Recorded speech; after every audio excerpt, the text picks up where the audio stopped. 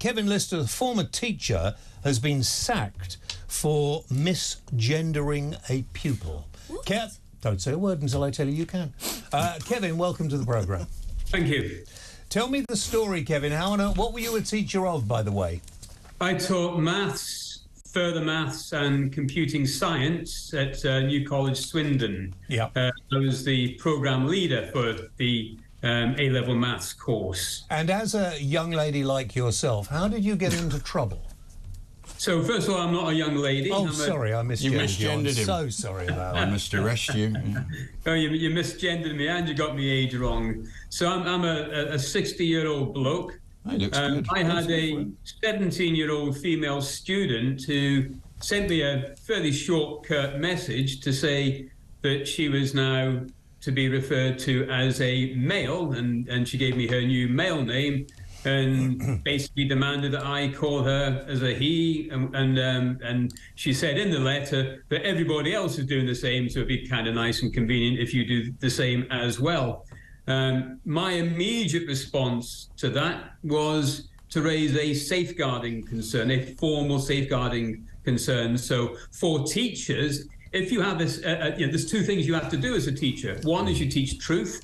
The other one is you abide by safeguarding. If you have a safeguarding concern, you are duty-bound to raise that concern to your employer. So I followed the instruction. I raised the safeguarding concern. I specifically asked three things.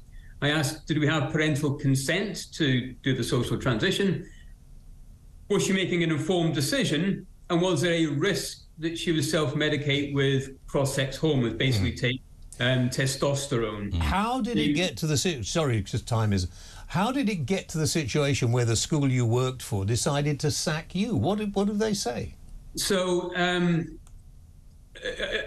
had to sit down and a chat with the student. Rather, if you just wind back a bit, in the safeguarding response, the college said our policy is not to tell parents. But they assume that all parents are going to be transphobic bigots. I mean, it's a complete nonsense.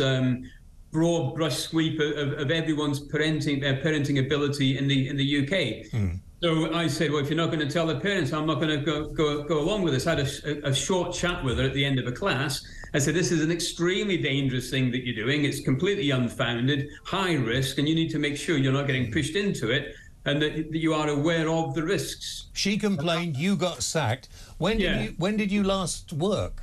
So I last worked in February last year, so 2022. You've been out of work for a year over this ridiculous situation. Now, one of the things just let me ask some questions to get the answers.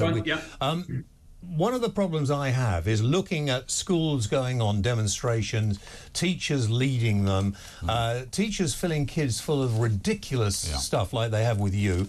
Also, telling them not the truth about the history of the world. Almost encouraging them to think, So why are we now, present company accepted, why are we now seeming to have so many bad educators in this country? Because you get cancelled like you, don't you? If you stand up to it. It's a brilliant question. What you're doing really with that is trying to get to the fundamentals of what's happening here. And this, I've been reflecting heavily on this since my dismissal. Well, what I would suggest as a model to think this through, in the 70s to the 90s, I think what we had in education was a period of realism. So if someone came along, if Thatcher came along as the Secretary of State for Education in the 70s and said, I've got a great idea, we're going to introduce LGBT in the schools, it would go nowhere. It would be completely laughed out. The unions would have kicked it out, the teachers would have kicked it out. So why has it gone so deep into the world of education now? Right. So let me answer. We come to the 2000s, Tony Blair comes forward with his education strategy. And say what you like about Tony Blair, there was enthusiasm for the education system. Some of his execution of his plan didn't go according to plan, but generally in the 2000s, education improved year on year on year, and education attainment was improving.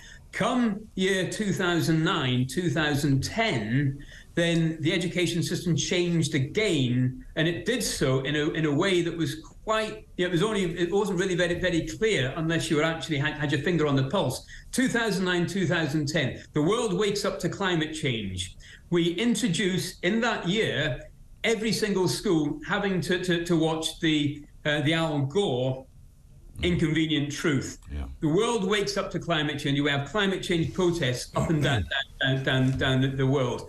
We have also at that same time the collapse of the Copenhagen climate change. Okay, I don't want to get into climate change because it annoys me. No, right. be careful. Listen. No, because they're going to cut me off in a minute. Listen to what I'm going to say. In answer to your question, carry on, that brought in a period of despair. What I want to know is a quick answer to what we can do about the rubbish left-wing stupid teachers and university lecturers we seem to have adopted in this country. Well, we have ended up now with all our institutions, every single institution in the country collapsing at the moment. Education, health, police, media, political parties. Everything is collapsing. And the question isn't, as you put, what can we do about teachers? The question is, what is the driving force for everything? Now, what I would suggest to you is that from 2010 to 2015, we had the period of emerging despair in the classrooms. All of a sudden, the kids are getting doped up left, right and centre on antidepressants as a consequence of that huge despair that was being seen as a consequence of climate change.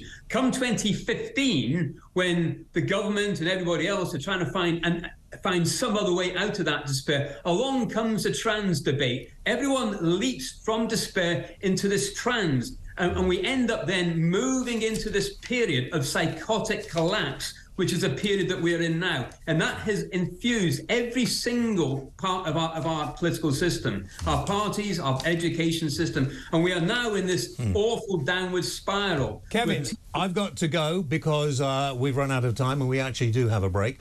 Thank you very much indeed for highlighting this. I really hope that somebody can save the education system of this country and stop influencing our children in such ridiculous and stupid way.